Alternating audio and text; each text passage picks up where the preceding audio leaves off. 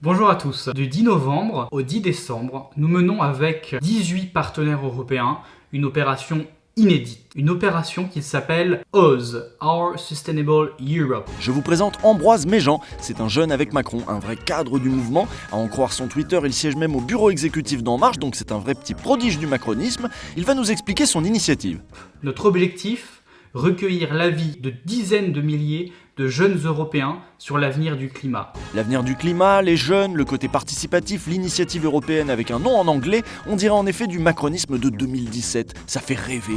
On serait presque nostalgique, tiens. Pourtant cette vidéo, elle date d'hier, dimanche 22 novembre 2020. Et le décalage avec la pratique du pouvoir macronien est flagrant. Depuis 2017, les petits bourgeois polis et bien peignés comme Ambroise ont laissé la place à Castex, Le Maire, Darmanin ou Blanquer. C'est fini de faire semblant. On a fini de croire au renouveau générationnel, à la Startup Nation, à un pouvoir plus ouvert à la société civile, aux initiatives participatives et aux ni de droite ni de gauche. Alors Ambroise a peut-être pas eu le mémo, mais nous on voit tous qu'En Marche, c'était mieux avant. Des centaines de tweets pendant toute la soirée. Il faudra que leur champion hausse la voix pour leur faire lâcher le téléphone. C'était mieux quand la bourgeoisie faisait semblant d'être jeune et cool. Même moi je le regrette, le Macron de 2017. Allez Ambroise, pars pendant qu'il en est encore temps, pars pendant que tu peux encore sauver ton âme.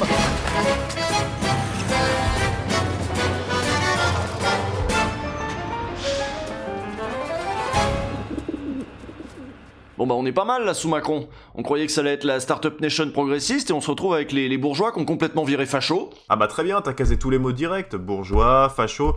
T'es vraiment devenu une caricature de toi-même, hein. Moi je préférais quand tu faisais les vidéos sur les comédies musicales du jeu vidéo là, avec le petit gros. Non mais c'est pas moi la caricature là. La colère de Gérald Darmanin. Hier à l'Assemblée nationale, le ministre de l'Intérieur s'est emporté face aux députés de l'opposition. Mais pourra-t-on désormais faire des appels au viol sur des policières? Pourra-t-on faire des appels au meurtre sur des policiers? Alors non, et tant mieux qu'article 24 soit adopté. Suite à la préparation du projet de loi sécurité globale, le Conseil des droits de l'homme de l'ONU est passé en mode choqué et déçu. Mais c'est pas le seul. Il y a Amnesty International qui alerte depuis des mois sur les dérives liberticides du gouvernement. Et Amnesty, c'est une organisation pourtant soutenue par joueurs du grenier Jiraya ou Sardoche. C'est pas l'extrême gauche, Amnesty, c'est des gens raisonnables. Et il y a d'autres gens raisonnables qui commencent à dénoncer ce qui se passe en France. Les syndicats de journalistes déjà, mais aussi la presse étrangère. On a Politico, le Financial Times, le Washington Post, le New York Times. De l'extérieur, le tableau est navrant. Et c'est pas juste nous qui sommes en mode oh, nos libertés, état fasciste, gna gna gna. Après, c'est vrai qu'on fait un peu ça d'habitude. Non mais oui, mais là c'est c'est pas que nous qui le disons, quoi, tout le monde le dit. Avant, nous, on a alerté sur le discours fascisant, on a alerté sur l'omniprésence de ce discours dans l'espace médiatique, on a alerté sur les groupuscules d'extrême droite, mais cette année, et notamment avec l'arrivée de Darmanin à l'intérieur, tout s'accélère. Les discours qui étaient portés par CNews ou Valeurs Actuelles jusque-là sont maintenant portés par des ministres en exercice. Ce qu'on appelle communément l'islamo-gauchisme fait des ravages. Il fait des ravages à l'université. Ouais, puis y a pas que les discours. Derrière, il y a les lois et surtout, il y a une pratique du pouvoir. C'est ça. Alors comment on en est arrivé là? Comment Macron, le centriste jeune et dynamique, le Obama européen quasiment, le candidat souriant et aimable de 2017, comment cet enfant chéri de la bourgeoisie progressiste et libérale a-t-il fini par devenir ce fossoyeur des libertés publiques n'hésitant pas à opérer un virage identitaire hallucinant que ne renieraient pas les pires populistes de l'extrême droite européenne? Pour comprendre ce qui s'est passé, c'est toute une séquence politique et historique qu'il faut analyser, une séquence qui s'étale sur au moins 5 ans. C'est sous François Hollande qu'on voit déjà la République bourgeoise se raidir. Après les attentats de Charlie et du Bataclan, on est rentré dans un cycle répressif à base d'états d'urgence, de lois d'exception et de nouveaux pouvoirs accordés à la police. Une police qui était à l'époque applaudie. Qu'est-ce que ça a été, Je suis Charlie, sinon un affect commun d'une intensité absolument extravagante? Dans le moment même, il y a toute une série de différenciations qui s'évanouissent. Alors ça, c'est un cas d'affect commun surpuissant et qui écrase tous les affects communs des appartenances secondaires, de classe, de qui voudraient les écraser. S'agissant de Charlie, précisément, il y a Bien une sûr. espèce un devoir être Charlie qui s'est répandu partout, mais il y a plein d'endroits dans la société où le Je suis Charlie ne prenait absolument pas et où il y avait des profs dans les écoles qui rencontraient des témoignages d'élèves tout à fait récalcitrants. Judith, c'est pas moi que tu vas raconter ça. Moi, je n'étais pas Charlie et je l'ai dit. Il y a eu en 2015 près de 2000 perquisitions, plus ou moins arbitraires et qui n'ont pas servi à grand chose dans la lutte contre le terrorisme, mais qui ont lancé un message apprentissage aux Français musulmans. Puis il y a eu des gamins convoqués au commissariat, comme le petit Ahmed de 8 ans, voilà, parce qu'ils étaient pas assez Charlie. Mais à l'époque, donc, on applaudissait les flics, on embrassait un flic même. Se moquer des musulmans, c'était défendre la liberté d'expression. Le duo Valls-Hollande avait les coups des franches et ira même jusqu'à proposer la déchéance de nationalité, une idée tièdement reçue à gauche, une gauche qui était déjà fragilisée par celles et ceux qu'on a appelés les frondeurs, mais une gauche de gouvernement qui voyait dans le charlisme une bien belle occasion d'appeler à l'union nationale. Donc ça c'était en 2015, puis 2016 et la première loi travail. Et oui, c'était une loi de flexibilisation du marché du travail, d'inspiration macronienne, mais portée par une jeune ministre inconnue à l'époque et de nouveau inconnue aujourd'hui, Myriam El Khomri. Et ce moment est intéressant pour 2 raisons. La réforme du code du travail, c'est pas qu'il y ait 2 ou 3 failles, se résigner sans livrer bataille, qu'ils disent que l'on n'est pas taille, que les gens acceptent qu'on les assaille, vaut mieux que ça. D'abord, c'est une grosse mobilisation. Les forces de gauche traditionnelles, engourdies depuis l'élection de Hollande, se mobilisent largement. On retrouve dans les rues des jeunes, des profs, des syndicalistes, des fonctionnaires, bref, la clientèle traditionnelle de la gauche s'oppose frontalement à un gouvernement de gauche. Souvenez-vous de Nuit debout, qui était déjà le signe d'un renouveau de la contestation, porté par des intellectuels et des politiques, alimenté par des discours nouveaux venus de la gauche radicale et soutenu par une nouvelle génération de militants et militantes qui s'engagent dans leur premier mouvement social d'ampleur. C'est un monde à part en plein Paris, sur la place de la République.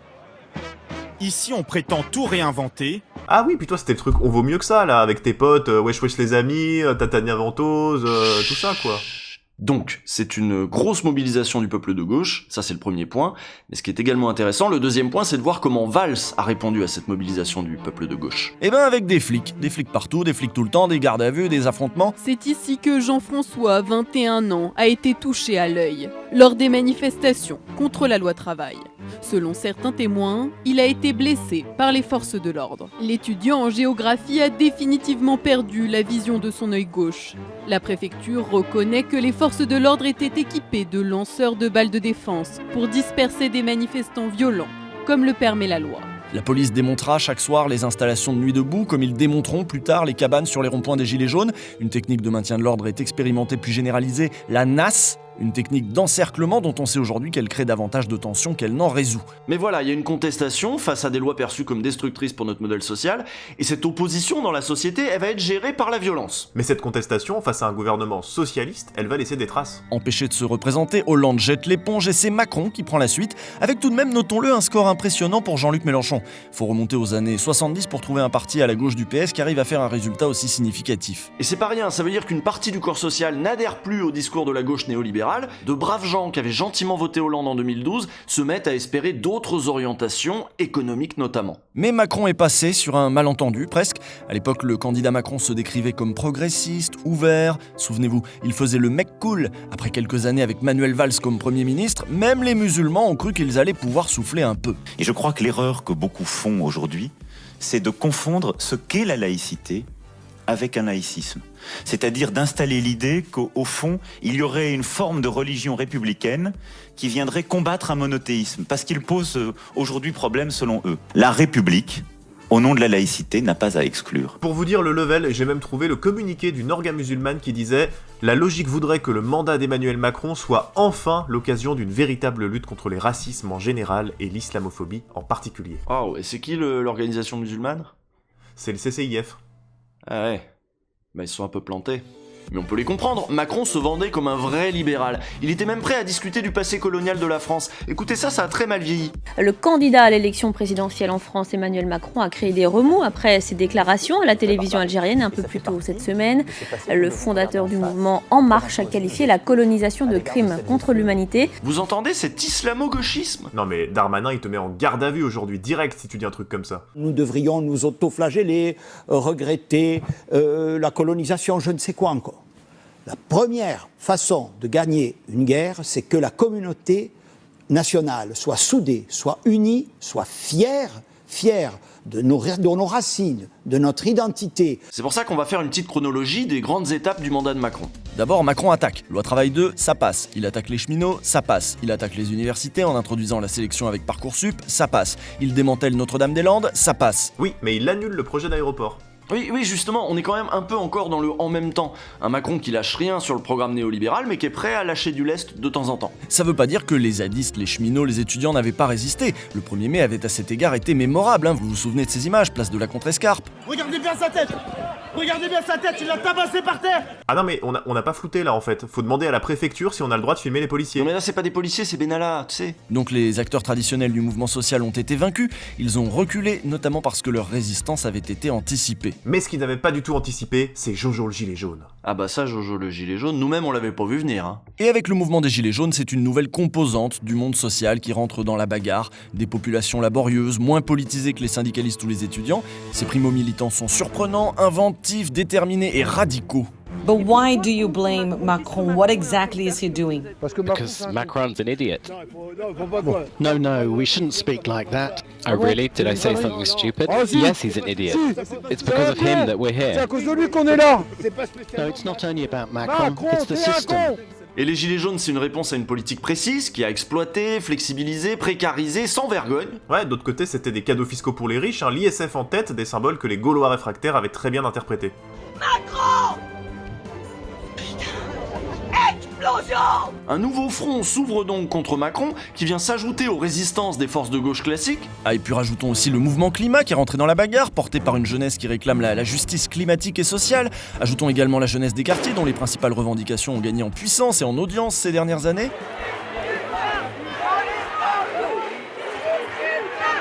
Ça fait beaucoup de front quand même. Hein. Oui, et encore, j'ai pas encore parlé de la manif contre l'islamophobie, c'est intéressant aussi. Dis donc, est-ce que tu serais pas sur le point de te lancer dans un long monologue en voix off qui va résumer et conclure notre propos ? Précisément. La séquence 2018-2019 est exceptionnelle, la France bouillonne, les colères s'additionnent, se rejoignent même, et pour cause elles se sont trouvées un point de convergence fort, la critique des violences policières. Et c'est logique, sur chaque front, la seule réponse de Macron a été d'envoyer la police et de criminaliser l'adversaire. Chaque demande de la société, chaque inquiétude a été ignorée, méprisée et finalement balayée par la force. La police a fini par devenir un adversaire commun, de l'étudiant au gilet jaune, du militant des quartiers au lycéen, au syndicaliste et maintenant aux journalistes. Cette proposition de loi sécurité globale, elle touche les journalistes, mais également ceux qui sont là derrière, ceux qui ont été victimes des violences policières. Conséquence de tout ceci, le flic n'est plus perçu comme le gardien de nos libertés, mais comme une menace. Il n'est plus celui qui nous protège contre les terroristes, il est celui qui nous déloge, nous matraque, nous agonie d'insultes et de gaz lacrymo. Certes, ce que fait Macron de sa police avait été expérimenté sous Hollande, mais pas à un tel niveau d'intensité et d'arrogance. À l'époque, le charlisme tenait bon. Aujourd'hui, c'est foutu. La presse nationale et internationale a fini par relayer ses inquiétudes, alors Castaner a failli céder un petit peu de terrain. Macron, en vérité, s'est sans doute interrogé sur la question. La police française, ce n'est pas la police américaine. Mais des questions légitimes se posaient. La méthode de la prise par le cou, dite de l'étranglement, sera abandonnée. Et les flics, devenus un pouvoir dans le pouvoir, n'ont pas cédé. Ils ont demandé le droit d'étrangler, ils ont demandé l'impunité totale et ont eu gain de cause. Gérald Darmanin devra maintenir la bonne entente avec les syndicats de police, primordial pour le ministre de l'Intérieur. Première mission donc, rassurer les forces de l'ordre, mises à mal par des accusations de violence et de racisme. Macron a choisi. En choisissant comme ministre de l'Intérieur l'abject Darmanin, il nous signifie à tous qu'il ne négociera plus, qu'il gouvernera désormais comme ça, sans écouter qui que ce soit, en imaginant chaque jour de nouvelles amendes et de nouvelles lois contre les récalcitrants, alors même qu'il avait su, parfois, reculer. En abandonnant la hausse des prix des carburants, en acceptant une convention citoyenne sur le climat, il avait entretenu l'espoir d'un dialogue possible. Un espoir qui s'est évanoui tout à fait quand les demandes et les résistances se sont multipliées. Il y a eu plusieurs tournants, la réforme des retraites et l'odieux 49.3 en pleine épidémie, la manifestation contre l'islamophobie ou celle contre les violences policières soigneusement contrées, en laissant libre cours à une rhétorique identitaire inquiétante portée par des ministres racistes comme Blanquer ou Darmanin. Mais quand Jean Castex veut que la laïcité soit la valeur cardinale, le fer de lance de la cohésion de la société, pourquoi amener la laïcité sur ce terrain ? On est tous français, non ? Ah ben ça n'a rien à voir avec la nationalité, on en est bien d'accord. Alors non, ce n'était pas le projet de base du macronisme, mais ce tournant autoritaire est aujourd'hui sa seule issue. Je pense que Macron aurait aimé, en effet, être perçu autrement, par la presse étrangère par exemple, c'est évident. Il aurait aimé être le champion européen de la défense des libertés et de l'état de droit face aux Hongrois ou aux Polonais, le champion de la démocratie face à Trump. Cette mue identitaire et autoritaire, ce n'était pas le plan, mais c'est nous qui l'avons acculé. Sur le parcours parisien, la foule des manifestants est compacte. Avec le succès de nos mobilisations, avec nos demandes démocratiques, sociales et citoyennes, nous l'avons forcé à se réinventer, à choisir son camp. Nous avons mis fin à l'imposture du en même temps. Vous pouvez me dire pourquoi vous êtes là aujourd'hui ? Parce que j'en ai marre, je suis fatigué. Et je pense que c'est collectif. C'est des douleurs qui nous remontent. Et encore plus récemment avec ce qui est en train de se passer. Je pense que là, c'est une fenêtre un peu qui s'ouvre pour qu'on change enfin les choses. Macron, l'enfant chéri de l'élitisme à la française, de la bourgeoisie dominatrice et arrogante, des capitalistes surdeux et conquérants. Cet enfant chéri a choisi comment il comptait gouverner. Sa seule boussole, c'est la domination, c'est l'ordre. Macron n'est ni un intellectuel, ni même un bon politique. C'est le produit de sa classe, d'un système injuste qui porte en lui des valeurs d'inégalité et de violence sociale, patriarcale, coloniale, raciste. Bref, ce que la France a fait de pire. Quand est menacé l'ordre économique, celui sur lequel reposent ses dominations, alors finit le temps des belles paroles, de la tolérance affichée. La valeur centrale de la bourgeoisie, ce n'est pas le cool, c'est le travail et l'ordre. Chacun a sa place. Le plus important, ça n'est pas la liberté, c'est l'ordre. Et tant pis pour le cool. La bourgeoisie s'est radicalisée, mais la France bouillonne. La guerre sociale a atteint un niveau d'intensité que notre génération n'avait pas encore connu. La situation a dégénéré et elle est inédite, explosive, dangereuse. On ne joue plus. Notre démocratie représentative était déjà minée par une défiance sourde des populations. La voilà ballottée par les crises sanitaires, climatiques, économiques et malmenée par un gouvernement irresponsable et fascisant. Le monde d'après, ce ne sera pas avec Macron et ses sbires. Aujourd'hui, il est au contraire urgent de faire advenir le monde d'après Macron. Le mouvement social a rarement été aussi puissant et créatif, et il n'est pas sûr qu'on ait le temps d'attendre 2022. Parce que si l'exécutif se raidit à ce point, c'est qu'il nous craint, et qu'il sait que sa domination est plus précaire que jamais.